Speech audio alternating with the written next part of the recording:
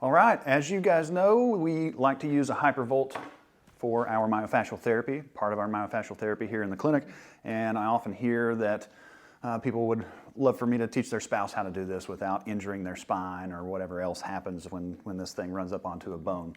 So I have my lovely wife here, Lauren, and we want to show you exactly how to do this without injuring your partner or your loved one. You know, if you want to be able to utilize the proper technique. So that's what we're going to do.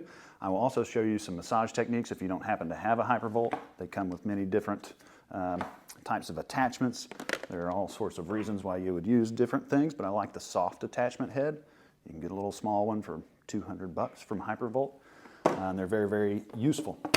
So when I'm digging out a knot, I like to use the rounded, more firmer version, and so I will show you that in a moment. But as I'm using this, you can use massage techniques in the same spots. We all carry stress in very similar areas and very similar patterns, and when I am able to show a spouse how to do this, they find it very, very useful when they're able to use it at home, and they're grateful that they brought their spouse in to be able to see that. So this is my gift to you. I'm showing you how to do this today. I think you should be able to replicate this pretty easily. All right, so I'm going to have Lauren go face down here.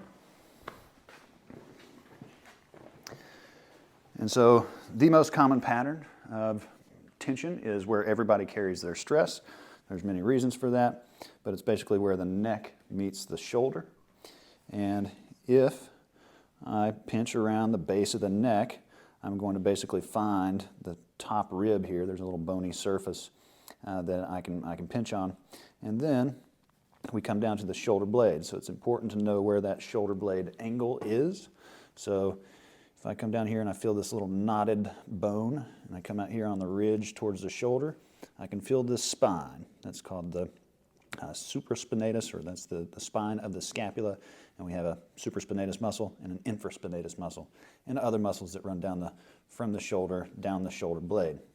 So the shoulder blade runs from here to here. In relationship to the neck, we have all of this space here that is useful to utilize the Hypervolt on. Then we have another very important muscle.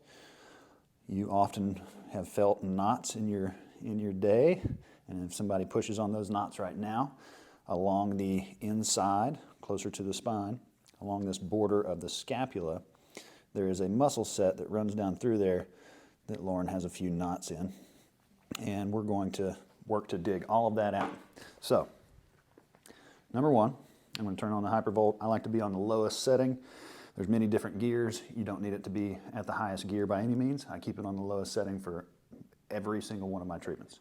So what I'm going to do is cup this shoulder and trap, and I'm going to pull musculature up. So if I pull from the collarbone under, I'm just going to put a little pressure there. You don't have to push hard. You don't even have to do it perfectly. We just need to have a little bit of a pinch of that muscle. I'm going to turn on the vibration tool. I like to turn it sideways as opposed to hammering straight down. If you turn it sideways, it's a lot softer, and you can kind of angle it at certain points where you know that you're not on top of bone.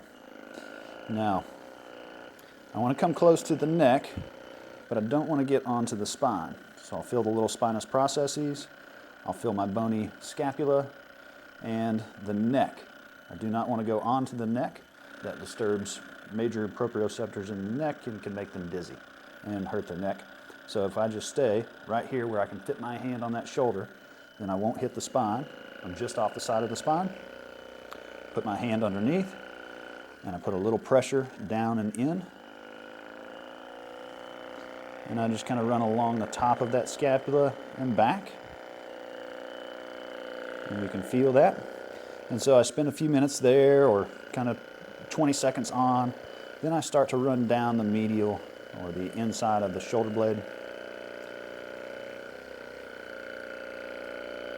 And I'm going outward here, but I could kind of go upward. I could go downward. Just depends on what feels good, but you're over top of ribs, so don't push very hard. Your spouse will certainly let you know if you're doing it wrong. And the medius knot, the one that's the thickest, is right here at the top of that angle, just on the inside, and the spot that's just above the angle of the scapula. So I'm just above the angle, and the spine of the scapula. And then I'm going to come just below that angle on the inside of it and dig right here. If you've had myself or Dr. Walker run this device on your back, you've felt us utilize these spots. So once you've done it once or twice, then you'll know what you're doing. You just want to make sure that you never go onto the spine, because the thing will jump and bounce and it will hurt the bone or irritate it. You won't damage anything. But if you run down the paraspinal musculature all the way down, then you can pretty much do that pretty safely on a strip of muscle without hurting the spine. And then we get to the lower back, which is very important. If I put my hand here on the lower rib cage and the top of the pelvis, there's a little space here where there's no bone. And just inside of that is kind of the flank spot where the kidneys are and the low back. So it's very common that along the top of this pelvis, we have very tight muscles. So my spine's here, my pelvis is here. There's a really hard bone right there that feels like a ball, and you don't want to push onto that bone. But if I just go on the inside of that bone and I run along the top ridge of this pelvis, and I come out here and I don't disturb the rib, you can feel it. Just put your hand out there, put your hand on the hip, make sure you're not hitting anything. I'm going to go from the bottom out and the bottom up. And this one is usually very tight on most people. And when you get to the rib cage, we'll tend to have a little muscle spasm. So if you're a person that you're doing this for tends to squirm with their back, if they end up squirming and this tenses up really hard, you're either pushing too hard or they're just too ticklish for you to do it on that spot. So then just stay down here. But if you're able to get into that spot, this is a really important spot to dig into, because the nerves that run to our liver and to our kidneys and our digestive system sit right here, and they're very stressed in almost everybody, just by posture and organ function and all kinds of things of living life. So if I'm digging in on both sides, get on the meat of that muscle, I never get on the spine. And if it bounces, that's not good either. And you don't want to push too hard, but you want to push just hard enough. Then you can go onto the hips. This is very important as well. Most of us have very tender hips, so if I have the hip bone, which is the greater trochanter out here, and I have the top of the pelvis here, there's a set of musculature that's right here that you use with every step that you take. So long as I don't jam that bone and I dig this in there, we're going to end up with some squirming. And so then you just back off and kind of come back in slower. And you can go down that muscle, just don't hit the bone. You can come back up the muscle. And somewhere in here, the person you're doing this for is going to squirm. You can come to the back of that hip, just don't go onto the bone. Feel where it is, get in there and squeeze. And you can dig in there.